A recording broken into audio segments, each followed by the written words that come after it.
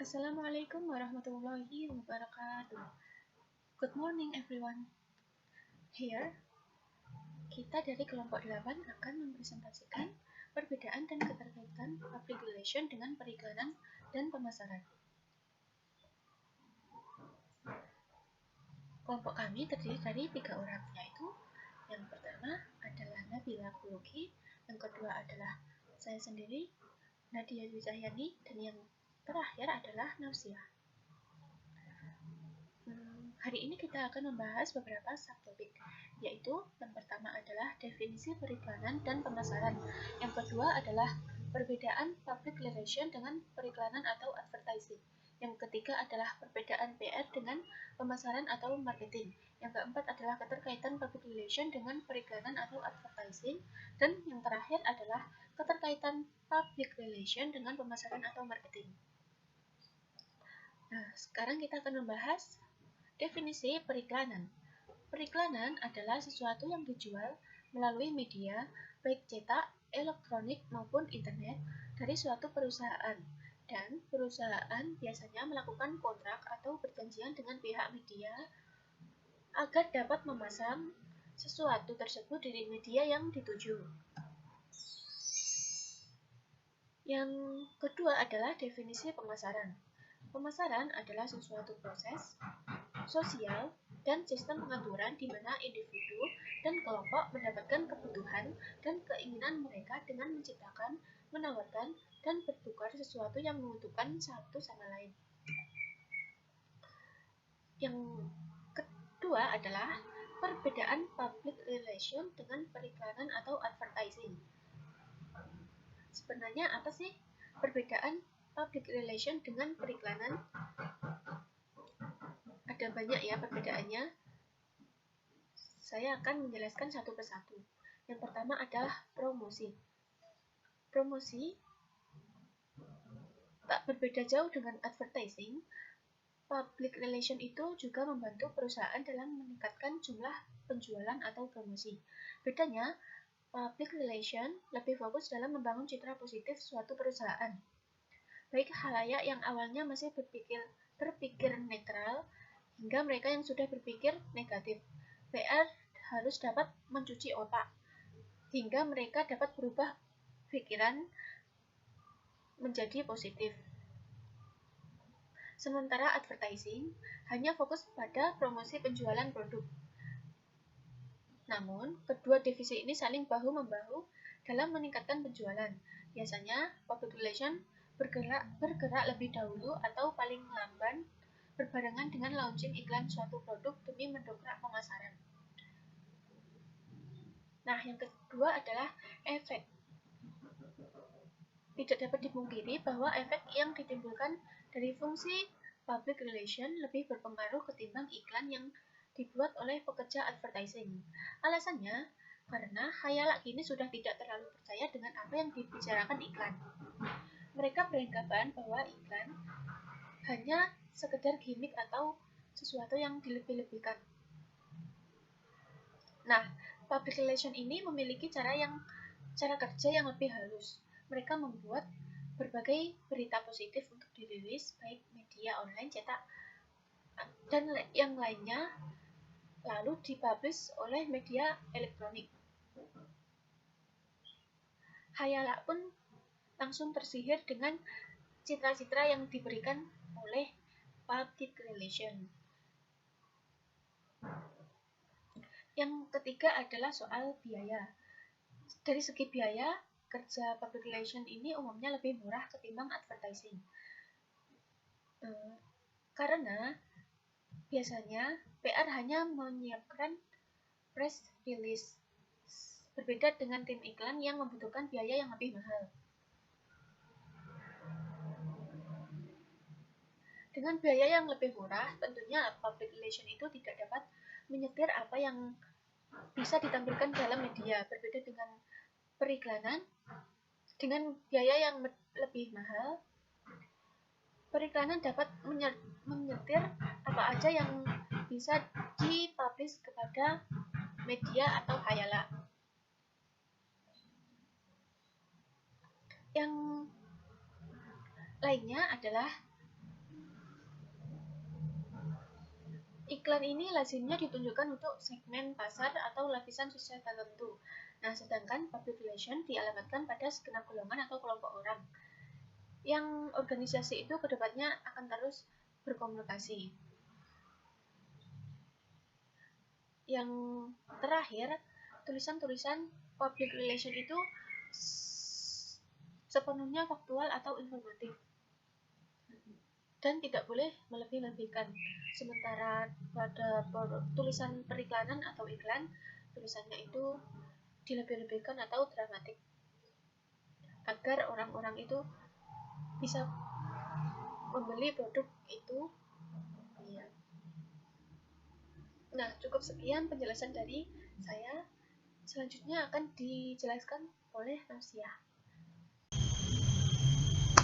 Baiklah, selanjutnya di sini saya akan menjelaskan perbedaan public relation dengan pemasaran atau marketing. Jadi, tidak sedikit orang humas itu merasa lebih penting dari seorang pemasaran. Sebaliknya, banyak juga praktisi marketing beranggapan lebih dibutuhkan daripada praktisi public relation. Dalam tatanan teori maupun praktek, sering muncul perdebatan tentang perbedaan humas atau public relation dengan pemasaran atau marketing. Kedua aktivitas ini sesungguhnya merupakan bagian dari komunikasi sehingga mengandung prinsip dan komponen komunikasi. Namun, ada beberapa perbedaan antara public relation dengan pemasaran atau marketing. Apa saja itu? Yang pertama yaitu adalah pesan komunikasi. Jadi, aktivitas humas dilakukan untuk mendapatkan dukungan dari seluruh stakeholders. Sedangkan pemasaran ini mengkomunikasikan hal-hal yang berkaitan dengan aktivitas perusahaan yang mengandung citra tertentu. Kemudian yang kedua yaitu adalah alat penyampai pesan. Alat menyampai pesan dalam humas adalah berita atau news, sedangkan dalam pemasaran itu adalah iklan. Selanjutnya adalah target atau sasaran komunikasi. Nah, target dari aktivitas humas adalah publik luas, sedangkan pemasaran itu lebih ditunjukkan pada mereka yang dianggap berpotensi membeli dan menggunakan jasa yang ditawarkan. Selanjutnya adalah jangka waktu aktivitas.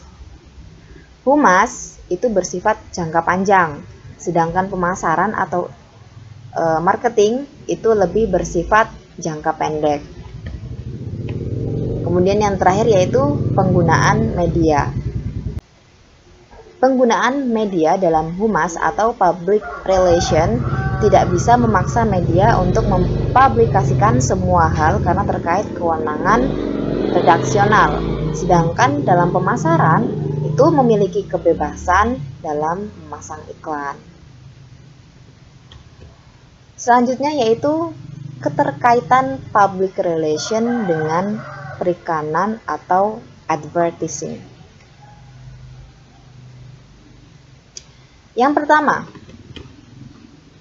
institutional advertising. Apa itu institutional advertising? Institutional advertising adalah memperkenalkan organisasi atau mengumumkan identitas baru dari suatu perusahaan pada target audiens. Tujuannya yaitu untuk menarik investor, meningkatkan reputasi perusahaan, atau menarik simpati masyarakat dengan cara melibatkan perusahaan di dalam kegiatan masyarakat. Kemudian yang kedua yaitu financial advertising. Nah, ini digunakan oleh perusahaan besar untuk menunjukkan perkembangan baru kondisi keuangan perusahaan pada masyarakat. Tujuannya adalah untuk menciptakan kondisi jual beli oleh pemegang saham. Kemudian yang ketiga adalah issues advertising. Ini adalah kegiatan periklanan yang digunakan oleh sebuah atau beberapa organisasi untuk memperlihatkan pada masyarakat tentang masalah-masalah sosial di dalam masyarakat serta penanggulannya. Yang selanjutnya adalah advocacy advertising. Ini adalah iklan yang digunakan untuk meningkatkan frekuensi di dalam mempengaruhi pendapat masyarakat melalui kegiatan diskusi publik. Contohnya, stasiun televisi swasta Metro TV. Nah, itu kan merupakan sebuah saluran televisi yang mengutamakan penyiaran acara-acara terkini seputar berita-berita penting dalam programnya. Salah satu kategori acaranya adalah berupa acara dialog publik yang termasuk advocacy advertising. Kemudian yang selanjutnya adalah political advertising. Nah, ini adalah advertising yang digunakan oleh calon politisi untuk mendapatkan banyak dukungan organisasi masyarakat. Kemudian yang selanjutnya crisis advertising. Kalau yang ini merupakan kegiatan periklanan yang melibatkan print ads atau media massa untuk menyampaikan informasi dari perusahaan kepada masyarakat mengenai masalah yang terdapat dalam masyarakat dan penanggulangan masalah tersebut oleh perusahaan. Yang selanjutnya adalah event advertising. Ini merupakan kegiatan advertising untuk mempromosikan kegiatan organisasi LSM atau biasa disebut lembaga swadaya masyarakat melalui acara-acara tertentu dengan mengundang masyarakat untuk menyampaikan kegiatan dari masyarakat untuk berpartisipasi dalam kegiatan sosial. Tujuannya ini untuk menyampaikan kegiatan dari organisasi dan menggalang dana serta dukungan partisipasi dari masyarakat. Kemudian yang selanjutnya adalah public service announcement. Public service announcement ini adalah penyampaian informasi sosial melalui billboard atau bentuk lain dari non-media massa, kayak koran, majalah, terus TV. Kemudian yang membiayai kegiatan publikasi ini adalah perusahaan media iklan. Nah, tujuannya untuk apa? Yaitu untuk membantu program pemerintah dalam menciptakan kehidupan sosial yang lebih baik. Selanjutnya yang terakhir adalah public service advertising. Nah, tidak hanya menjelaskan produk barang dan jasa, pada public service advertising ini juga menginformasikan kegiatan perusahaan yang dapat meningkatkan reputasi mereka. Nah, kegiatan public service advertising ini bisa juga dinamakan dengan CSR atau Corporate Social Responsibility. Jadi, kegiatan CSR yang berhasil akan memberikan banyak keuntungan bagi perusahaan. Keuntungan tersebut antara lain yaitu mudahnya akuisisi customer dan pasar atau peluang baru, kemudian kenaikan penjualan, dan juga terbentuknya identitas brand yang baik.